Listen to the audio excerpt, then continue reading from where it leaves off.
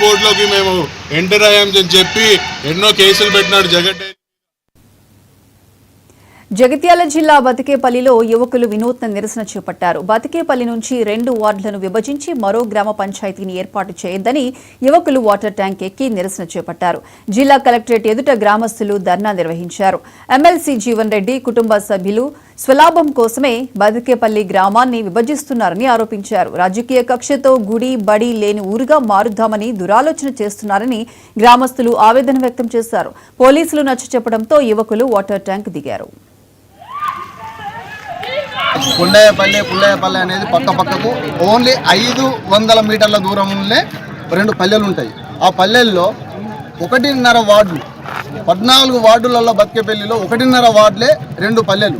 ఆ 2 పల్లెలలో ఉండే పబ్లిక్ పటేల్ వర్గం, మున్నూరు కాపు, ఓన్లీ మున్నూరు కాపు.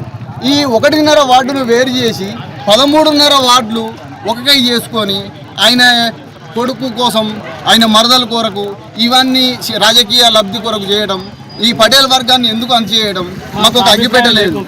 మా పల్లెల ఒకటే కులం, మాకు పెళ్లి కావాలన్నా, శుభకార్యమైన అశుభమైన ఏది కావాలనుకున్నా అన్ని కులాలతో అనుసంధానమైన ఉంటుంది.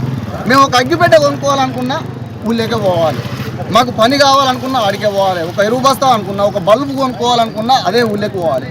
ఆయనకు అంత ఆ ఊరి మీద పుట్టిన బతికేపల్లిలా జీవన్ రెడ్డికి అంత అభిప్రాయం, ప్రేమ, ఆ ప్రజల మీద అంత అనుబంధం ఉంటే మేజర్ గ్రామ పంచాయతీ చేయాలి. 5 లక్షలు వచ్చేది 10 లక్షలు వస్తాయి. లేకపోతే మండలం చేయ, నీ చేతుల్లో ఉంది, నీ ప్రభుత్వం ఉంది, నువ్వు ఎమ్మెల్సీవి, నీకు బతికేపల్లిలో పుట్టినవు.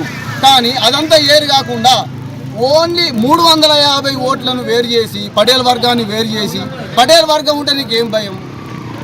నీకు ఏమన్నా ఓడిపోతాననే భయం కలిగిందా?